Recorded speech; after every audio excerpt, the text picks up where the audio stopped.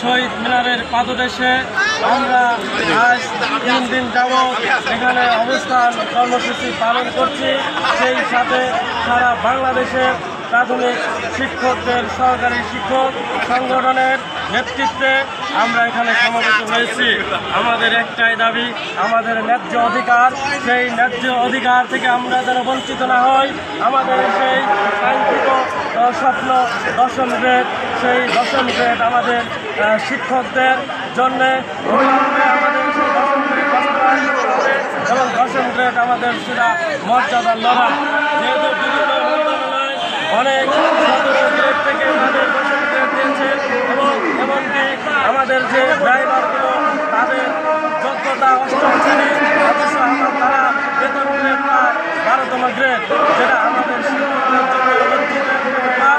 আমরা এই প্রাথমিক শিক্ষকরা মাস্টার্স পাস করে আমাদের যে যোগ্যতা নিয়ে আমরা প্রাথমিক বিদ্যালয় আছে, সেই সাথে আমাদের যে প্রথম বিদ্যালয়গুলো আছে একই যোগ্যতা এবং একই কারিকুলামে সেই পাঠদান করছে, অথচ তাদের গ্রেড 10ম গ্রেড আমাদের দিয়েছে গ্রেড, যেটা আমাদের জন্য চরম বৈষম্যের শিকার।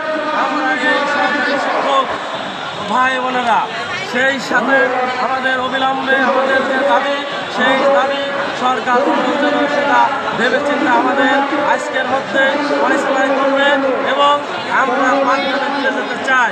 আমাদের আর রাজপথে থাকতে চাই না, রাজপথে যদি থাকতে হয় আমাদের দাবি বাস্তবায়ন করে আমরা সেই বিদ্যালয়ে আমরা যাব এবং পাঠদান করব। অথচ আমাদের এখানে অনেক ভাই বোনেরা রক্তাক্ত হয়েছে, তাদের রক্তের বিনিময়ে আমাদের যে দাবিগুলো সেটা বাস্তবায়ন করতে হবে এবং যারা এই রক্ত ছড়িয়েছে তাদের দৃষ্টান্তমূলক আমি শাস্তি কামনা করছি এবং তাদেরকে খুঁজে বের করে তাদেরকে শাস্তি দিতে হবে, শাস্তির আওতায় আনতে হবে। যেহেতু আমরা প্রাথমিক শিক্ষক, আমরা একটা পরিবার থেকে এসেছি, আমাদের চাওয়া পাওয়া থাকে, আমাদের অনেক শিক্ষক ভাই বোনেরা যারা আমরা আছি অনেকের বেতন 10 দিনের মধ্যে আমাদের বেতন শেষ হয়ে যায়। আমরা বাকি 20 দিন কীভাবে চলবো?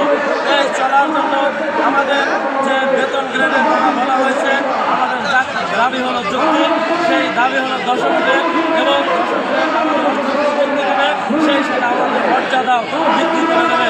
আমাদের এই সমাজ ব্যবস্থা আমাদের যে ওই বাংলাদেশে থাকে আমাদের সেই চোখ তারা এইভাবে আর কাটাবে না।